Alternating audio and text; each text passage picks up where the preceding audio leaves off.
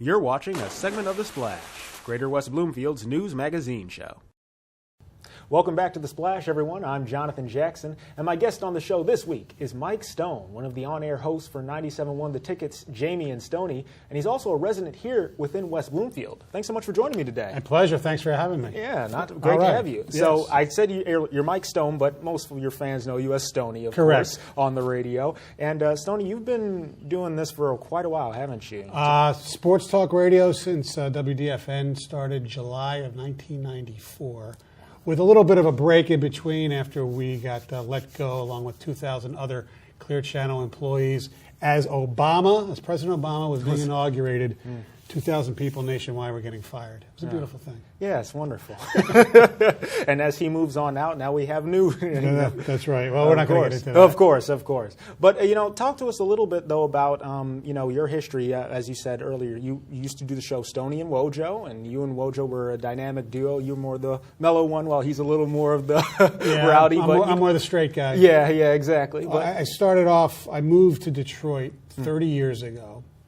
From Washington, D.C., after working at the NBC television station in D.C. for like six years out of college. I went to American University in Washington, D.C. Go Eagles! And needed a job, came here in Detroit with Bernie Smilovitz, brought me to Channel 4. And I was working behind the scenes, befriended Mitch Albom, and lo and behold, myself, he, and another guy, we all lived together in a house. And in 1988, Mitch and I, more Mitch than myself, but we did this radio show on Sunday nights called the Sunday Sports Album on WLLZ. So I was doing that on Sundays, plus all the television stuff at Channel 4 as a sports producer. And then in 1994, WDFN started, and I got lucky to get a job doing the afternoon drive with Rob Parker. We were the odd couple. Yes, we were very odd. And then he left for New York, and then Wojo, who I did a Sunday show with, we just hooked up and from there? From 1995 through 2009, we did our show together. Goodness, yeah. And now, of course, sports radio and broadcasting, but you've moved on to 97.1 The Ticket, and you're hosting a show with Jamie, and you guys have well known for, you also have great chemistry with him as well. Well, it's because I've known him for 20 or some years, since 1994, when WDFN started. And, it's a shame that there was a change, because I loved working with Bill McAllister, but the higher-ups decided they wanted a little more sports, I guess, and so. Speaking of sports, though, of course, you're a Lions fan, I know, and also a Michigan fan, and football season is in full swing right now. Talk to me a little bit about what your thoughts are on the Lions, especially as, we are top of the division right now. Hard to believe. I know, right? I thought maybe 6 games they'd win. Got to give them credit. Matthew Stafford's been terrific. Yeah. Even Jim Caldwell, who I'm not a big fan of, has done a nice job. And as we sit here today, they're 5-4 atop the NFC North. Exactly. And even more interesting is the conversation on how Stafford is, people are saying he's the next elite quarterback, one of the greatest that Detroit has ever had. Well, would you agree with that? Well, he's the best Detroit has had since Bobby Lane, which was before my time even. Yes, as well as mine. But he has been terrific. And when they say elite,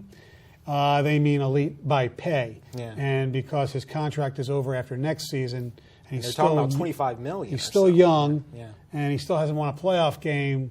But the question is, you extend him after this season, so you don't have to worry about a quarterback for the next 6 or 7 years.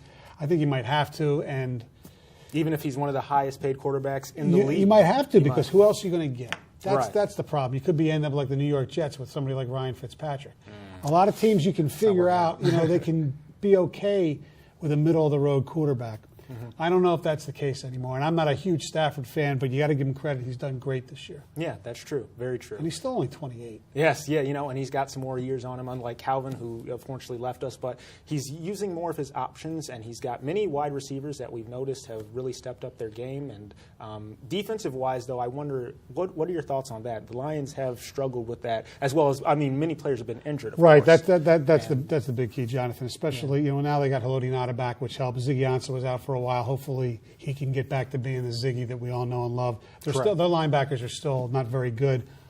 Who knows? Maybe DeAndre Levy will actually come back and play football. That would be great. Or Darius Slay as well. Yeah, he should be back shortly, so that will help as well. That would be very helpful, yes. Well, also speaking of football, have you been to any West Bloomfield games, by the way? You know, we have a very good team. We did it very well this year. Have I been to any games? Yeah. I do the public address announcing for the Lakers. No way. Yeah. And I've been doing it for 5 years. And they made it to the state tournament, barely this year.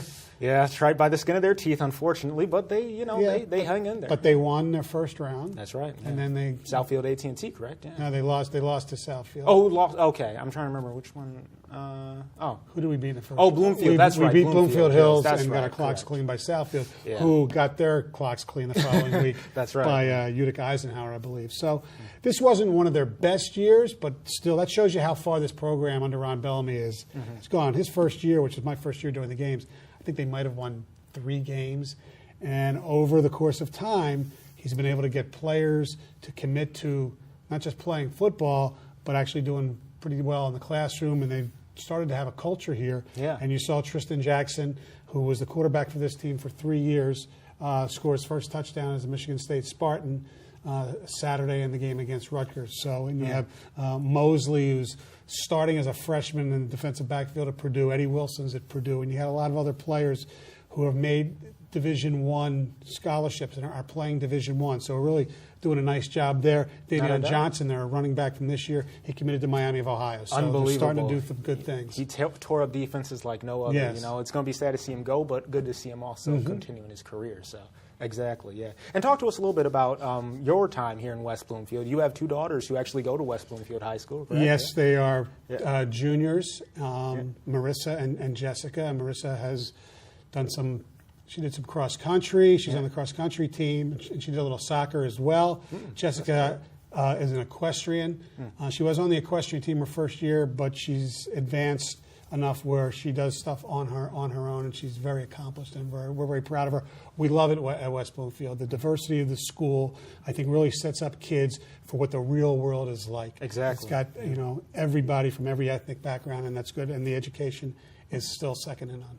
All right. Well, Stoney, thank you again for joining me. We're glad you came by and glad to have, of course, another great resident of West Bloomfield. Thank you very much, Jonathan. Appreciate it. All right, everyone. Once again, Mike Stone on 97.1 The Ticket. Remember, you can listen to him from 6 to 10 in the morning along with his co-host, Jamie. And they're a real treat, guys. If you haven't already, check them out.